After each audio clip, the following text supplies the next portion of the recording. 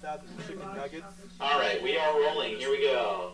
And you're looking into camera 2 there, Christian. Here we go. And count. 4, 3, 2, 1. Hi there. My name is Christian Swanson, and welcome to Primal Therapy with Dr. Christian Swanson. This is a real blood stain on my shirt. You know, school is hard. But outside of school, we have fun, and we like to do things that we enjoy. But there's a problem. Sometimes the things outside of school that we normally enjoy can cause us stress as well. I have two guests here with me today. Both of them would like to talk about their experiences outside of school and how that affects their personal reality. First, my first guest. His name is Mike. I am legally by law not allowed to know his last name, so let's bring on Mike. Give him a big round of applause, everyone. Thank you. Don't mention it, Mike. They didn't clap very loud. It's alright. So, Mike, the school day ends. The classroom bell rings, the birds are flying in the sky. It's a beautiful day, full of possibilities. Where is Mike? Well, I'm busy watching sports, every night. Sports? Sports, yes. I got into sports when I was younger. I started watching sports at the age of 7. And I got into it because my dad, he deserves a lot of credit for me watching sports. Your dad have a history of sports, Mike? No, he never really played sports, but he was always had a habit of watching sports. He got into it from his brothers and sisters as well. They played sports, and so that's what actually got him into watching it. Unfortunately, he never got a chance to play due to a knee injury. That's terrible. Yeah, when he was younger. But that's how he got me into watching sports and also playing it as well. I would assume that would serve as a great source of inspiration for you throughout your life. Oh yeah, it does. Now, what kind of sports do you like to play, Mike? I like to play baseball, basketball, football, and hockey. Those are my 4 major sports. Baseball, basketball, football, and hockey. Yep. Hockey kind of stands out there. Yeah, Doesn't have the word ball in it. Yeah, it does. I mean, it's because you're playing with a puck, and you're on the ice, and so it's very different from basketball, baseball, and football. You're not actually playing with a ball. You're playing with a with a puck. It's really deep. Oh yes, it is. Someone should change that name. Oh, you think so? To what? What do you think? I don't know. I don't know, and that's a good question. Yeah. So, Mike, Mhm. you say you play those 4 sports. Mhm. Is that professionally? Are you a professional sports player? No, I'm not a professional sports player. If you were a professional sports player, it would be you'd be a great guest. Oh yeah, thanks.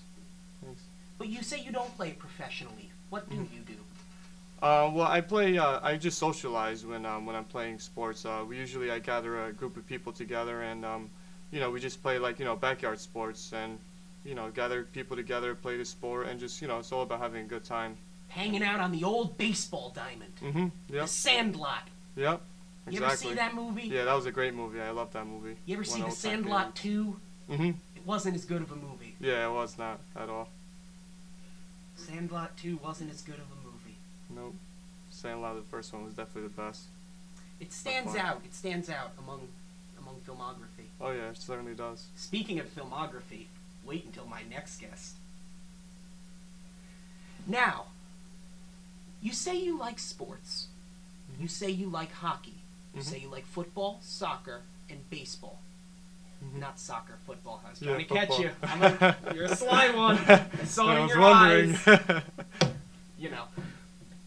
Did you ever play any of those sports inside of school? Inside of school? As a matter of fact, I didn't. It's pretty interesting. I did track and boys volleyball when I was in high school. I also had an interest in those two, even though I didn't watch it on TV. I was part of the boys volleyball team, and now we'll stop you there and say some of our viewers may not know this, but yes, boys can play volleyball. Oh yes, they can. Yes, they can. There was only actually two schools that were involved in boys volleyball, because around the Hudson Valley there aren't that many schools involved. It was actually my school, Walkill, the school I went to, and New Paltz.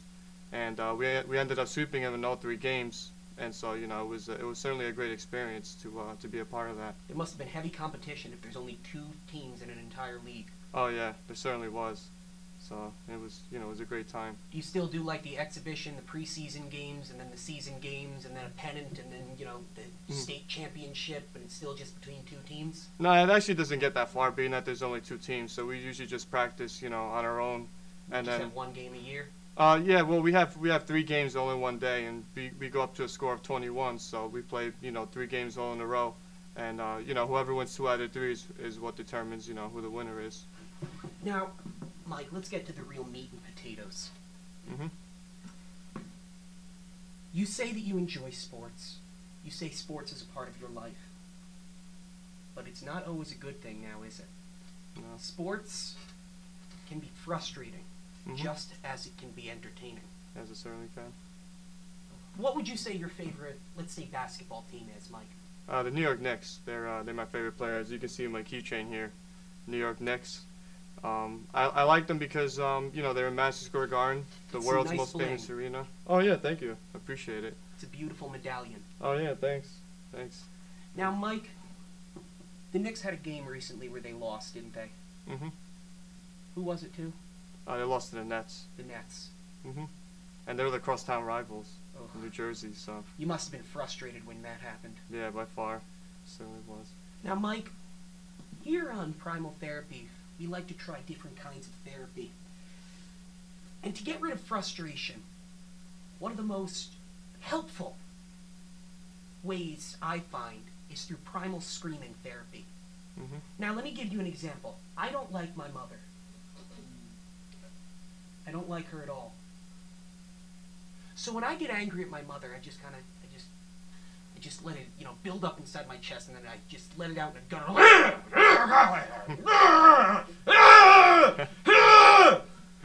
Try something like that, Mike, and just imagine a Nets fan in front of you, and just let it out. Just shout at them. Just shout at them. Oh, I hate the Nets. Gosh, I just wish they would die. Oh.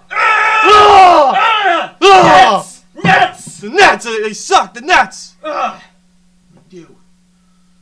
Thank you for being on my show. Oh yeah, certainly Mike, was a pleasure. Thank yes, you very much. It was a great show. Yep, Great thank show. you. I don't like the Nets at all. Neither Okay. do I. Thank you, everyone. Oh, that was a good release. Oh yeah, we have more show to do. Okay, my next guest is another gentleman. I'm also not allowed by the state of New York to know his last name, but his first name is Paul. So everyone, let's welcome Paul.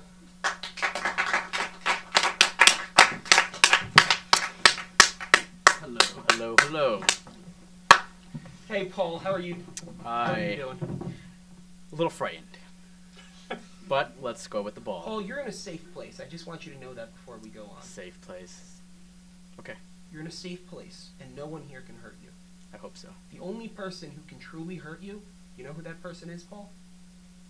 Prison people. Yourself. Okay. And me. Oh. But mostly you. Just you. Paul, how many days do you come to school here at Dutchess Community College? I only come on Mondays, Wednesdays, and Fridays. Not Sundays or Saturdays, but Tuesdays and Thursdays too. That's like 3 or 4 days. 5 more like. Just 5. You know, you can call it whatever number you want. It's all up to a matter of interpretation. But it seems like you have a reasonably booked schedule. Yes. Yes, I do. Now, when you spread your school days out like that, invariably what ends up happening is your days are shorter and more manageable, which means you have some extra time to do things that really interest you outside of school. Now let me paint a picture with words for you. Ooh, that's very talented of you. Class is over. The sun is shining high in the sky. Hmm. The song of sparrows echoes through the wilderness, Keep going. and a sunbeam shines down across an amber wave of grain. Oh, I feel it in my hair. God bless America. I want to go that far. but Where yeah. are you? Me. I am not outside where the sun is shining. Oh no. Unfortunately, I will be in my room drawing the famous animal, the platypus, 2D or 3D. An artiste! Yes. An artist! If you want to test me, go for it. An artist. Sure. Indeed. You're a drawer. A drawer. Yes. Drawer. Drawer. Spelled the same. You can pronounce it either way. So you're an art man is what I'm getting from you. Yes, I love image. Take a photo, draw a painting, draw a picture. The art of communication through the painted image. Or photographed, or drawing. Or finger painting. That's a new one for me, too. You finger painted. Once. But that's a short story. Okay. We don't have to go to a place that you're uncomfortable with. It's fine. It's fine. This is a safe environment. It is a safe environment. So you're into drawing now, or painting, like you said. Now, painting and photography, like you said. Now, photography or drawing, like you said. All those things seem to revolve around art. Like you said. Like I said, a means to express yourself. Is that what your ultimate goal is? No. No. It is not. Surprisingly, no. People think it's a way to express myself. They like to go with the French, like, ooh, oui, oui, I like to paint. No, that's not me. I can't imagine you wearing a beret.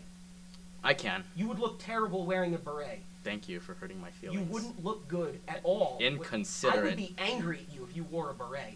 Inconsiderate. Back to the subject. All right, so let me rephrase the question. What is it that you want to communicate?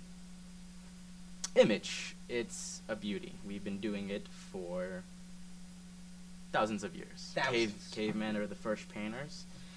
Then we had people progressing, and progressing, They made stained glass and progressing.